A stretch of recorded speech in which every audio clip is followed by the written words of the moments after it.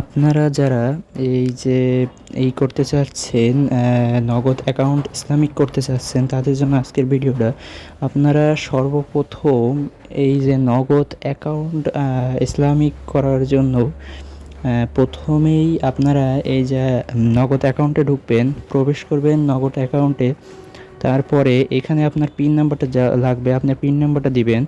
দেওয়ার পরে আপনার নগদ অ্যাকাউন্টের ভিতরে আপনাকে প্রবেশ করানো হবে এবং এখানে এরপরে আমার কাজটা হচ্ছে আপনাদের ইসলামিক করাটা খুবই সহজ। এই আমার দেখছেন এখানে দেখুন, আমার নগদ অ্যাকাউন্ট আছে ইসলামিক, নগদ ইসলামিক লেখা আছে। সো এখানে আমার কিন্তু নগদ অ্যাকাউন্টটা ইসলামিক করা আছে। এখন আমি আপনাদের সামনে ইসলামিক থেকে আমি নগদ আগের রূপে ফিরিয়ে আনার জন্য সেই সেটিংসটা দেখাবো এবং এই সেটিংসটা হচ্ছে আপনাদের, এর জন্য আপনাদের হচ্ছে প্রথমেই নিচে আসতে হবে।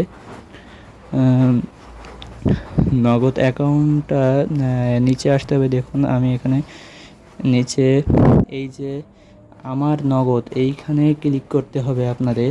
তো আমি প্রথমে একটা ক্লিক করে দিলাম। এরপরে আপনাদের আছে এইখানে আপনারা অনেক দেখতে পাবেন, সেটিংস, ভাষা, অ্যাকাউন্ট ধরন, এবং এইখান থেকে আপনাদের বেছে নিতে হবে অ্যাকাউন্ট ধরন বেছে নিতে হবে।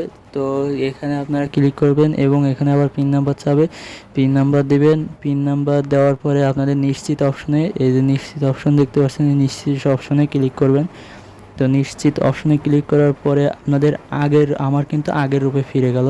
এখানে আপনারা আপনাদের আগের রূপে থাকলে ওইখানে নিশ্চিত অপশনে ক্লিক করলে আপনাদের নগদ অ্যাকাউন্টটা ইসলামিক করা হয়ে যাবে।